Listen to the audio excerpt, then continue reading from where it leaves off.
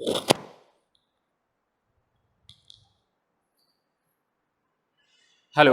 Good morning.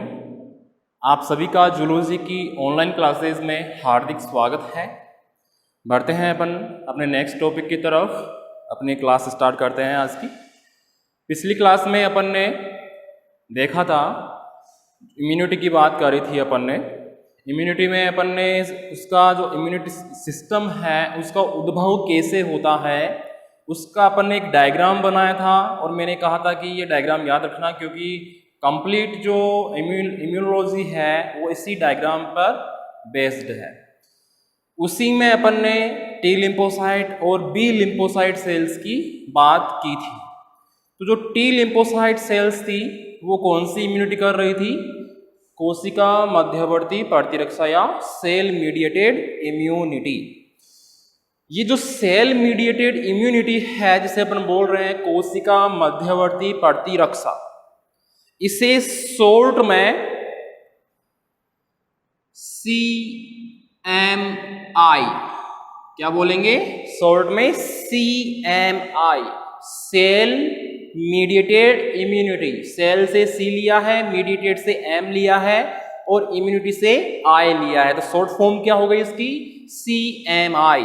आपको main exam में short form की फुल फॉर्म भी पूछ सकता है, और आपको ये पूछ ले मान लो कि CMI की फुल फॉर्म बताइए, तो आप क्या लिखोगे? Cell mediated immunity. क्लियर है? इसी सेल मीडिएटेड इम्यूनिटी में प्रोसेस या रिएक्शंस कैसे होती है उसका एक आउटलाइन मैंने डायग्राम बनाया हुआ है, तो थोड़ा डिटेल में इसको समझना।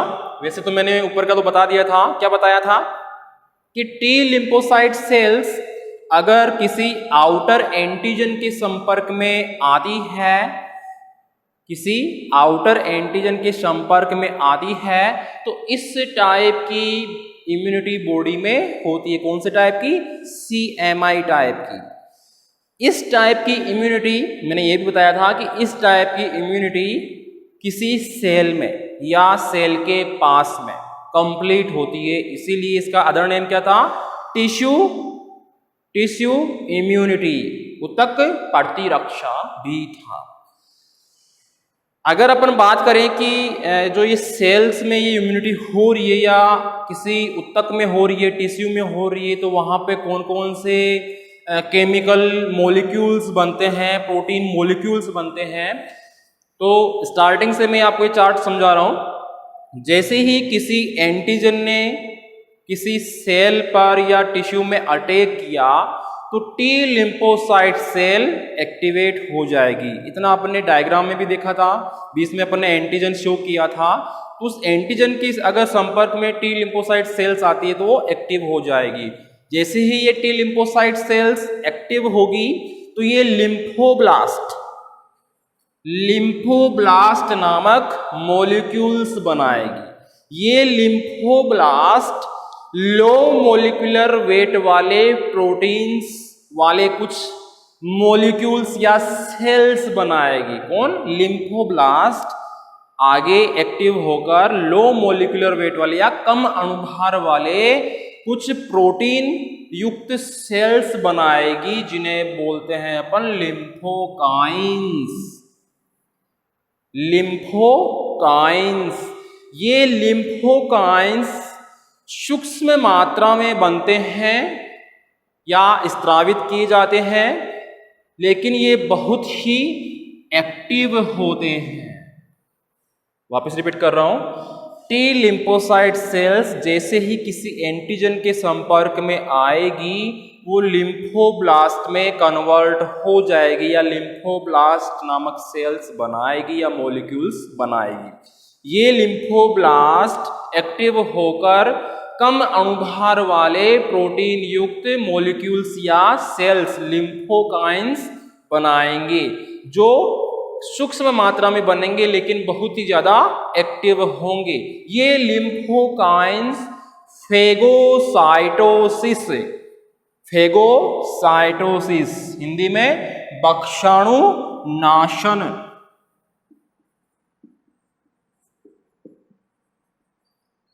भक्षाणु नाशन जो कॉन्सेप्ट है, जो थ्योरी है या जो रिएक्शन है, उसके द्वारा आए हुए एंटीजन को नष्ट कर देंगे। तो ये क्लियर है। टी लिम्फोसाइट सेल, फिर लिम्फोब्लास्ट, फिर लो मोलिकुलर वेट वाले लिम्फोकाइंस सूक्ष्म मात्रा में रिलीज होंगे लेकिन एक्टिव होंगे, और कौन सी प्रोसेस करेंगे लिम्फोकाइंस? फेगोसाइटोसिस या भक्षाणु नाशन। इसी को अगर अपन एक डायग्राम के रूप में शो करना चाहें तो एक मैंने डायग्राम बनाया है। ये कोई मैक्रोफेज सेल है।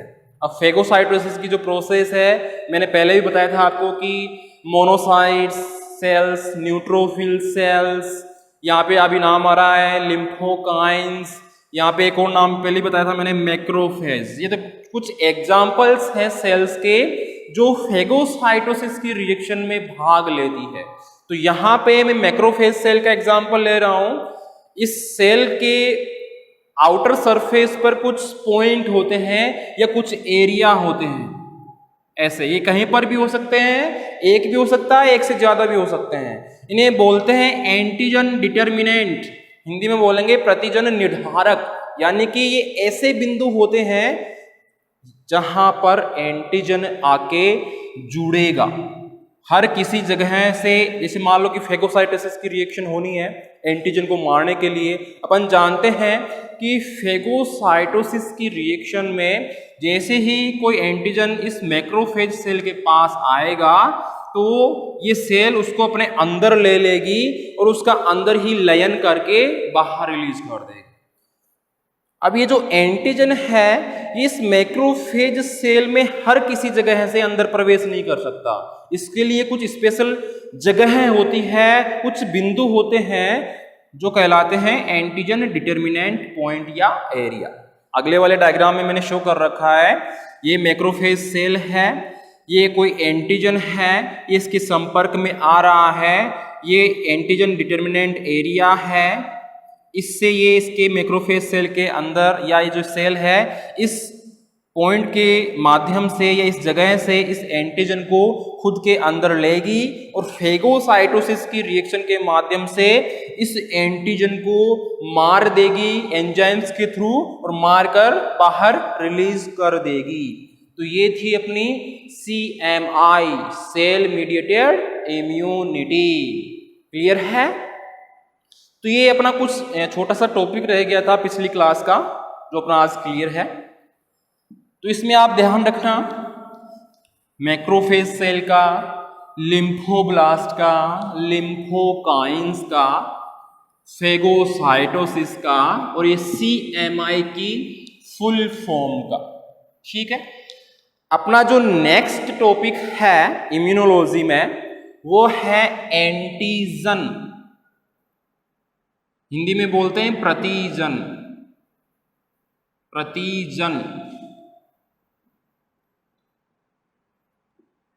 एंटीजन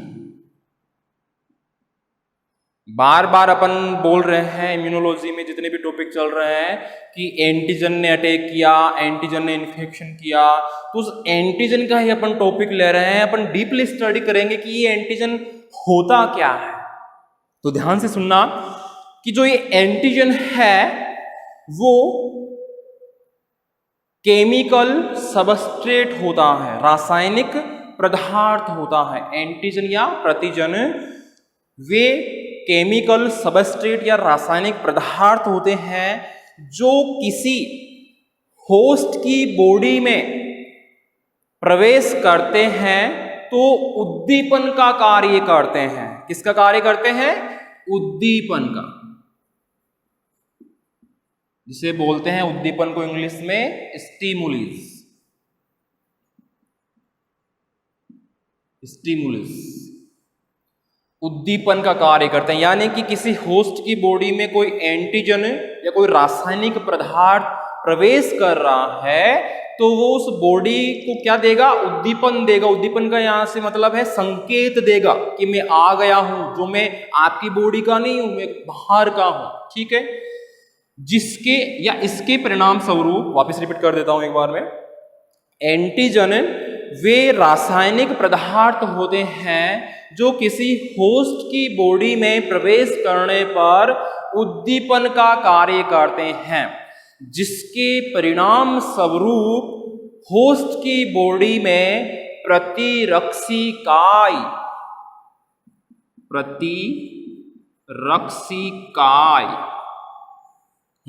ये तो हिंदी में बोला है मैंने, इंग्लिश में क्या बोलेंगे? एंटीबॉडीज।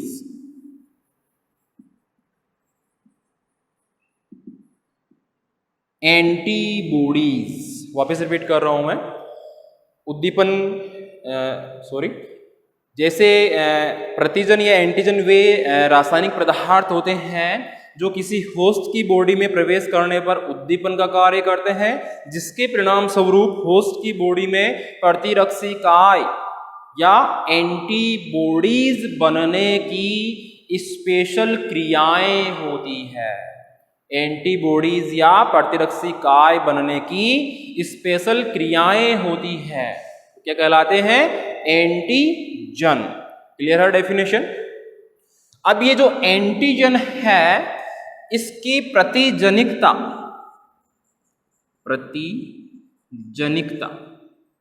जिसे अपन बोलते हैं एंटीजेनेसिटी,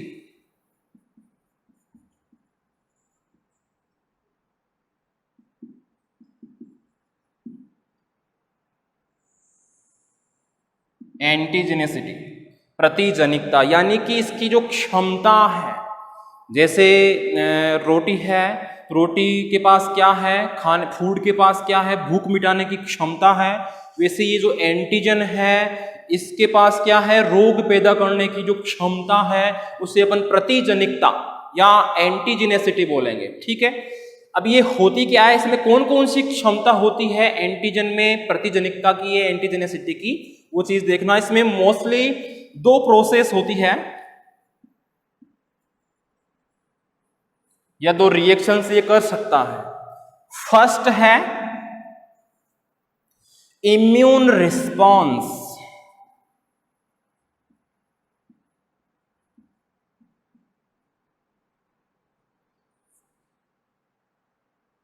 इम्यून रिस्पॉन्स, प्रतिरक्षी अनुक्रिया स्टार्ट किए जाने हेतु उद्दीपन का दिया जाना।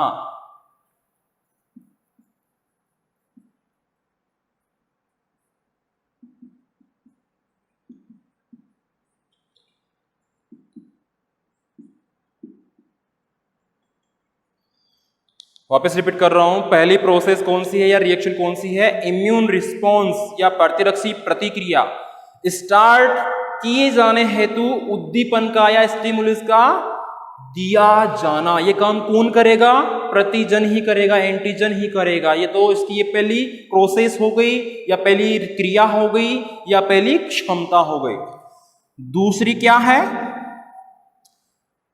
प्रतिरक्षिकाय या एंटीबॉडीज से स्पेशल क्रियाशीलता का होना। एंटीबॉडीज से विशेष क्रियाओं का होना, या अपन बोल सकते हैं एंटीबॉडीज से स्पेशल रिएक्टिविटी का होना। वापस रिपीट कर रहा हूं मैं, फर्स्ट प्रोसेस क्या है एंटीजन की? इम्यून रिस्पॉन्स को स्टार्ट करने के लिए उद्दीपन का दिया जाता। दूसरी क्या होगी? जैसे ही उद्दीपन मिलेगा तो एंटीबॉडीज से स्पेशल प्रकार की क्रियाएं या रिएक्शंस या रिएक्टिविटी का होना। तो ये जो दो प्रोसेस मैंने बताई है ये किसी एंटीजन की क्षमता कि उसमें कितनी क्षमता है उसको दर्शाती है। तो इस क्षमता या इन क्षमता के आधार पर ही अपन एंटीजन्स को अनेक क्लासों में वर्गीकृत करते हैं जो निम्न प्रकार से। यहां तक क्लियर है? अब बात करेंगे अपन एंटीजन्स के टाइप्स की। पहला टाइप है अपने पास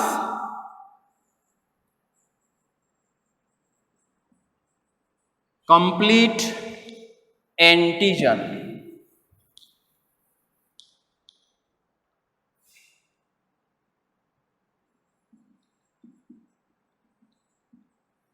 कंप्लीट एंटीजन। कंप्लीट एंटीजन का मतलब है पूर्ण प्रतिजन, यानी पूरा। यानी कहने का मतलब है, कंप्लीट का मतलब है यहां पर कि ऐसा एंटीजन जिसके पास उपरोक्त दोनों दो प्रोसेस मैंने आपको यहां बताई थी, वो दोनों प्रोसेस करने की क्षमता हो, तो वो क्या कहलाएगा? Complete antigen. यानी कि दोनों प्रोसेस कौन सी थी? एक तो इम्यून रिस्पॉन्स स्टार्ट किए जाने हेतु उद्दीपन का देना, और दूसरी एंटीबॉडी से स्पेशल प्रकार की क्रियाशीलता का या रिएक्टिविटी का होना। तो ऐसी जो दोनों क्रियाएं करेगा वो एंटीजन कंप्लीट एंटीजन या पूर्ण प्रतिजन कहलाएगा। दूसरा है हेप्टेंस। हेप्टेंस, ये जो हेप्टेंस है सेकेंड टाइप एंटीजन का, इसके ऊपर कई बार आपके मेन एग्जाम में क्वेश्चन पूछा जा चुका है और ये बार बार रिपीट होता है, क्योंकि ये हेप्टेंस जो है, जो एक टाइप है एंटीजन का, वो मोस्ट इंपॉर्टेंट टाइप है। अब आगे समझना ये होते क्या है। हेप्टेंस वे केमिकल ग्रुप होते हैं, रासायनिक समूह होते हैं। वापस रिपीट कर रहा हूं, हेप्टेंस वे छोटे रासायनिक समूह हैं, लिख रहा हूं मैं, small chemical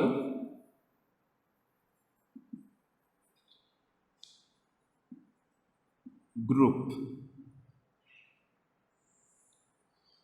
small chemical group, छोटे रासायनिक समूह। वापस रिपीट कर रहा हूं, हेप्टेंस वे स्मॉल केमिकल ग्रुप होते हैं, स्मॉल केमिकल ग्रुप होते हैं जो अकेले के बल पर या स्वयं के बल पर किसी होस्ट की बॉडी में एंटीबॉडीज बनाने में सक्षम नहीं होते हैं।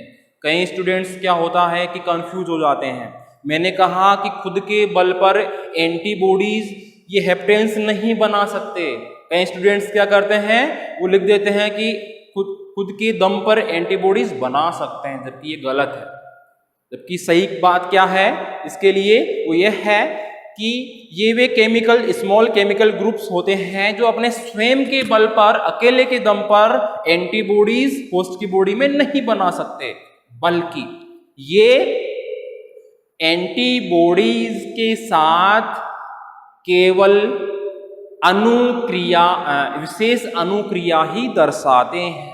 वापस रिपीट कर रहा हूं, बल्कि यह हेप्टेंस एंटीबॉडीज के साथ स्पेशल अनुक्रिया या रिस्पॉन्स ही दर्शाते हैं, अर्थात ये एंटीबॉडीज के साथ क्रियाशीलता, रिएक्टिविटी ही दर्शाते हैं,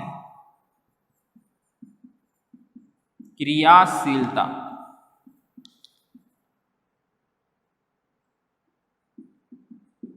रिएक्टिविटी ओनली क्या दर्शाएंगे एंटीबॉडीज के साथ? क्रियाशीलता या रिएक्टिविटी। तो डेफिनेशन इसकी ध्यान से सुन लेना, समझ लेना। वापस रिपीट कर रहा हूं हेप्टेंस की, क्योंकि ये पूछा जाता है 1 नंबर के क्वेश्चन में हर बार। हेप्टेंस, अच्छा हेप्टेंस है क्या? एंटीजन है, प्रतिजन है, ठीक है। हेप्टेंस वे स्मॉल केमिकल ग्रुप्स होते हैं जो होस्ट की बॉडी में अपने स्वयं के बल पर एंटीबॉडीज उत्पन्न करने में सक्षम नहीं होते हैं, बल्कि यह एंटीबॉडीज के साथ केवल अनुक्रिया, विशेष अनुक्रिया या रिस्पॉन्स ही दर्शाते हैं, अर्थात ये एंटीबॉडीज के साथ केवल क्रियाशीलता या रिएक्टिविटी ही शो करते हैं। क्लियर है? तो ये तो हो गई हेप्टेंस टाइप के एंटीजन की डेफिनेशन। अब बात करें, कई बार एग्जाम्पल भी पूछ लेते हैं कि एग्जाम्पल क्या है इनके। तो आपने नाम सुना होगा डीएनपी का, DNP फुल फॉर्म क्या है? Di nitrophenyl.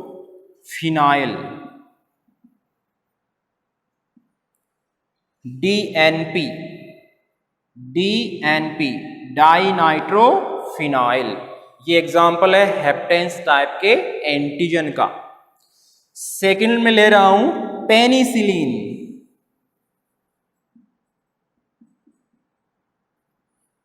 पेनिसिलिन, ये दो एग्जाम्पल है जो एक प्रकार के हेप्टेन्स टाइप के एंटीजन है। क्या है?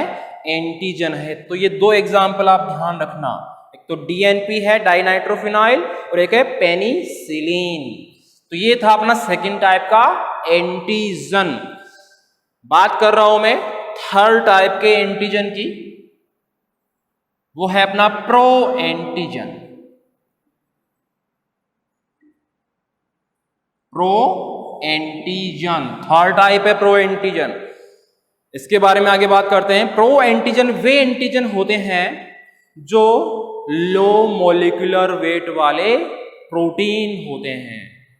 लो मॉलिक्यूलर वेट वाले या कम अणुभार वाले मॉलिक्यूल होते हैं। अगर इन एंटीजन्स को स्किन पर लेपित किया जाए, मान लो कि ये प्रो एंटीजन लिए, इनको स्किन पे लगा लिया, तो अपनी जो बॉडी है या जो होस्ट की बॉडी है वो अति संवेदनशीलता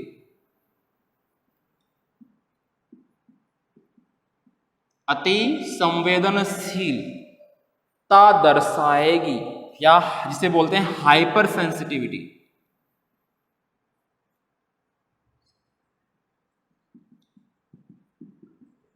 हाइपर सेंसिटिविटी, अति संवेदनशीलता दर्शाएगी। फिर से रिपीट कर रहा हूं, pro antigen small molecular weight वाले या लो मॉलिक्यूलर वेट वाले मॉलिक्यूल्स होते हैं। अगर इनको स्किन पर लेपित किया जाए तो यह हाइपर सेंसिटिविटी दर्शाते हैं। तो ये था अपना third type pro antigen. Next type ले रहा हूं मैं ऑटो एंटीजन।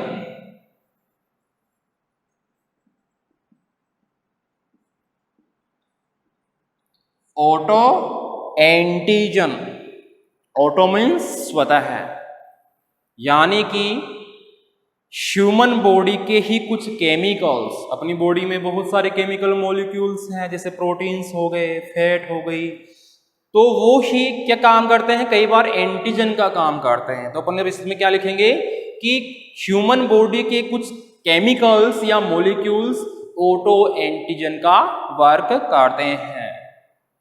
तो अपन यहां पे लिखेंगे ह्यूमन बॉडी के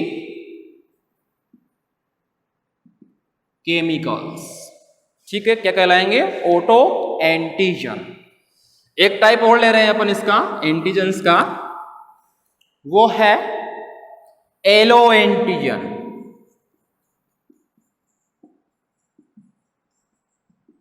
कौन से एंटीजन? Yellow antigen. इसके बारे में ध्यान से सुनना। एलो एंटीजन वे एंटीजन होते हैं जो किसी स्पेशल स्पीसीज या जाति के सदस्यों में या उनके ब्लड में पाए जाते हैं। फॉर एग्जाम्पल ह्यूमन के ब्लड सीरम में या ब्लड में पाए जाने वाले एंटीजन कौन कौन से हैं? फर्स्ट ईयर में आपने ब्लड ग्रुप का टेस्ट किया था, उसमें देखा था कि एंटीजन कौन कौन से अवेलेबल है, तो कौन सा रिजल्ट आना है? एंटीजन थे ए, बी और RH। Antigen A, antigen B और RH। ये जो RH एंटीजन है, अच्छा ये तीनों जो एंटीजन है ये ह्यूमन के ब्लड में मिलते हैं, ठीक है, जो कहलाएंगे एलो एंटीजन, क्योंकि इस टाइप के जो एंटीजन है वो स्पेशल किसी स्पेशल स्पीसीज के कुछ मेंबर्स में मिलते हैं। एग्जाम्पल ले रहा हूं मैं यहां पे, अगर RH नेगेटिव मदर है, ध्यान देना कि इसका क्या इफेक्ट पड़ता है ह्यूमन की बॉडी में एलो एंटीजन्स का। अगर RH नेगेटिव मदर है और उसके RH पॉजिटिव ये तो है मदर। यदि इसके RH पॉजिटिव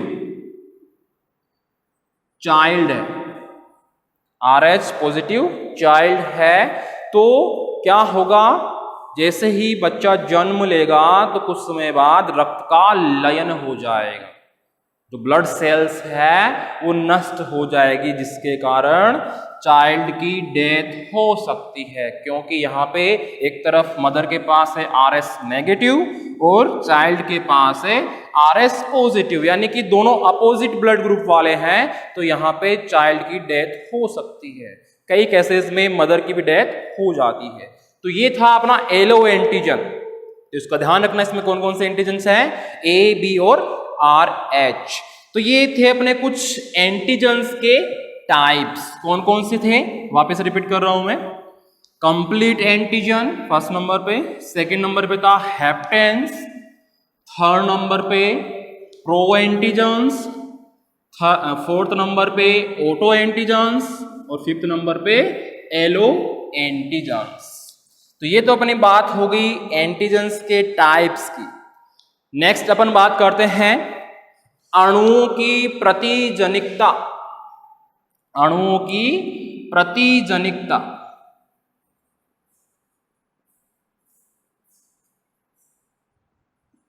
प्रतिजनिकता जिसे अपन बोलेंगे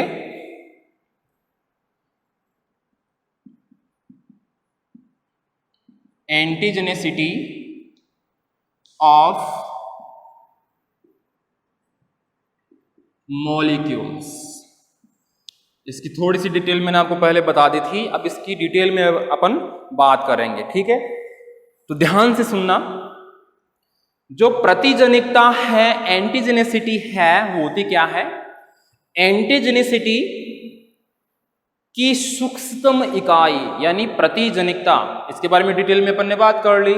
तो मैं बोल रहा हूं कि प्रतिजनिकता की सूक्ष्मतम इकाई या स्मॉल यूनिट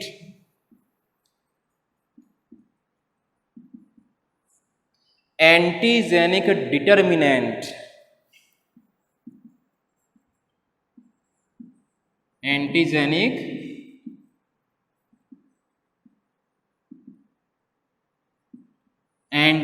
डिटर्मिनेंट। वापस रिपीट कर रहा हूं, जो प्रतिजनिकता है या जो एंटीजेनिसिटी है, उसकी स्मॉल यूनिट, सबसे स्मॉल यूनिट क्या कहलाएगी, एंटीजेनिक डिटर्मिनेंट, प्रतिजनिक निर्धारक या एंटीजेनिक डिटर्मिनेंट कहलाती है।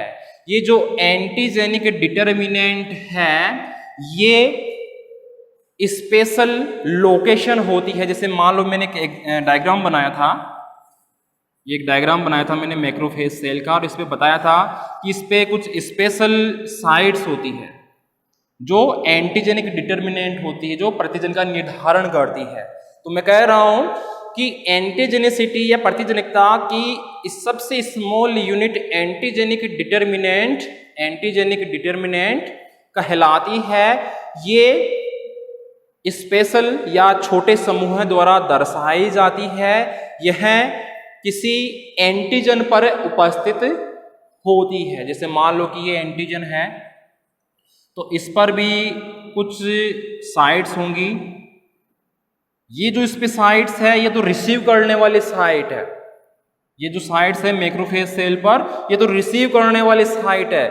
लेकिन जो ये एंटीजेनिक डिटर्मिनेंट है, ये किस पे होगा, एंटीजन पे होगा, प्रतिजन पे होगा। तो ये एक के से ज्यादा भी हो सकते हैं। मैं कह रहा हूं कि एंटीजेनिक डिटर्मिनेंट जो क्षेत्र है, एरिया है या जो पॉइंट है, वो एक से ज्यादा भी हो सकते हैं। मैं इनको संलग्न स्थल भी बोल सकता हूं। तो ये जो एंटीजेनिक डिटर्मिनेंट एरिया है या जो पॉइंट है, इनकी स्पेशल स्ट्रक्चर, स्पेशल संरचना या ऑर्गेनाइजेशन होता। क्लियर है यहाँ पे एंटीजेनिसिटी, ठीक है। तो एंटीजेनिसिटी में अपन को एक ही चीज ध्यान रखनी है, एंटीजेनिक डिटर्मिनेंट का मतलब है यहाँ पे निर्धारक से, निर्धारित करने वाला स्थान। तो ये अपना जो टॉपिक था, छोटा टॉपिक, अणुओं की प्रतिजनिकता, वो क्लियर है।